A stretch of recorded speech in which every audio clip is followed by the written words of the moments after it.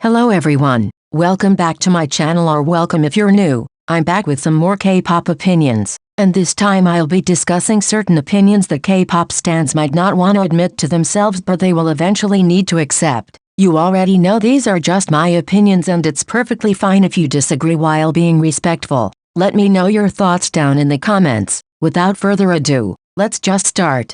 Saying encore stages are supposed to be fun is not an excuse for idols to sound completely awful. I don't think there should be a rule about encore stages. Some groups like to have fun and mess around. Other groups might be more chill. It doesn't really matter. But either way, as idols you can have fun while still sounding decent. I don't really care if idols have a couple of voice cracks or if they don't sound perfect during an encore stage. If they're having fun playing with each other and the fans, it's normal they're not gonna fully focus on their vocals. But still, they're idols, so I expect them to at least sound decent. It's okay to have fun, it really is. But stans shouldn't try to silence every criticism thrown at their idols using having fun as an excuse. If an idol does a bad encore, it's fair to criticize them. It's fair to comment on the poor performance. And honestly, I don't give a damn that they were having fun, because you can have fun while still sounding at least listenable. Some people only love 50/50 for the rugs to riches story, and they'll turn their backs on them the moment they become famous. I know 50/50 have many genuine fans who love the girls and love their music,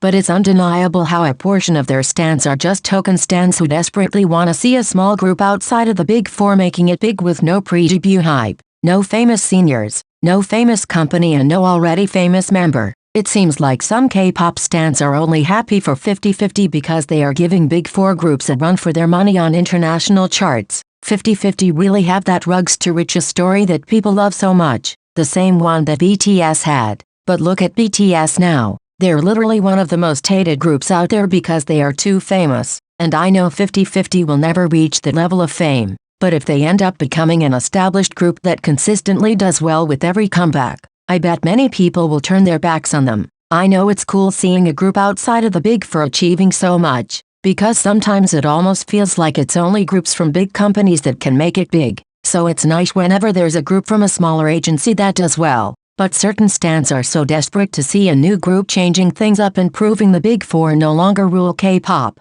However, this won't happen. And if 50/50 manage to achieve a lot in the future, I know lots of people will be quick to unstand them because they became too famous and they only like the rags to riches story until the group becomes too big.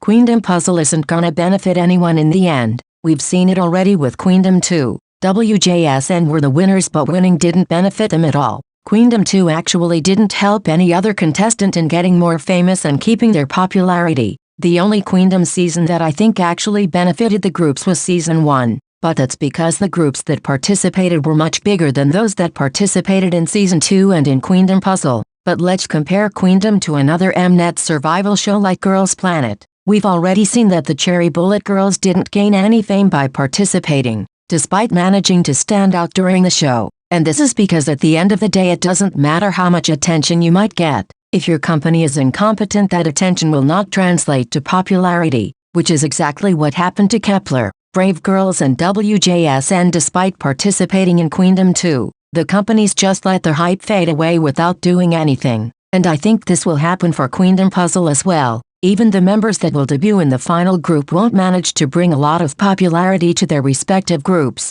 I'm sorry, but none of the contestant is that popular, and Queendom definitely doesn't have as much hype as a show like Produce 101. So in the end, I don't think this is gonna benefit anyone that much, unless the companies get it together and actually start managing their groups right. But we've already seen what FNC has done with Cherry Bullet and what Starship has done with WJSN, so I don't really have much hope.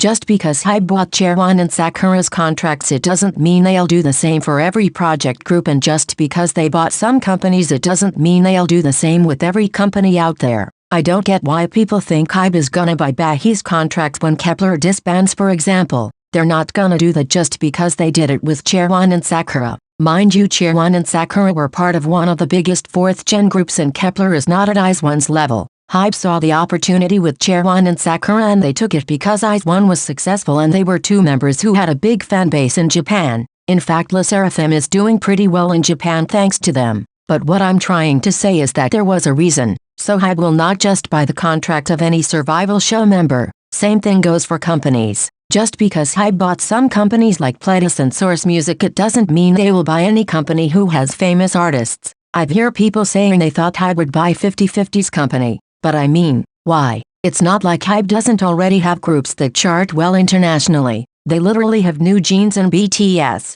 50/50 have so much potential and they can become big if they're managed correctly. But HYBE doesn't need them. HYBE doesn't need other successful groups. Even with BTS's hiatus, they managed to stay relevant as a company because they have some of the biggest groups in K-pop that will continue to make money and grow big even in BTS's absence. So I think people are pretty naive for thinking HYBE is just gonna buy every single group, company and trainee in existence just because they've done it a few times in the past. K-pop stans never try to paint male idols as talentless as much as they do with female idols. I just have to say that the standards for female idols are much higher than for male idols. It only takes for a male idol to be decent at one thing to get endless praise, but a female idol is expected to be good at everything, and she can't be okay at it. She needs to be extra good to receive even just half of the praise a male idol gets. And there's also something else I've noticed. It's like female idols are expected to be really strong at everything, while it's more acceptable for male idols to only focus on one skill. I just think of idols like ITZY's Leah, for example. She gets so much hate for being a weak performer and a weak dancer despite her position clearly being a main vocalist. And I just think that things would be so different if she was a male idol. People are more likely to accept the fact a male idol is only strong at one thing and lacks in other departments than they are with female idols. If a male idol is a strong dancer but a mediocre vocalist, people are okay with it. But if a female idol is a strong dancer who lacks in vocal skills, then she gets dragged to hell and back. Just look at Twice's Momo. I have never seen a male idol who was a main dancer with mediocre vocal skills getting so much backlash like Momo does. It's like female idols have to be good at everything, while it's okay if a male idol is simply good at one thing. And sometimes I have to say that people have really low standards when it comes to male idols in general. Well guys, these were all of the opinions K-pop stans don't wanna admit but need to accept. If there is anything else you wanna add, feel free to do so down in the comments and let me know your thoughts. Thanks for sticking till the end. See you in the next video.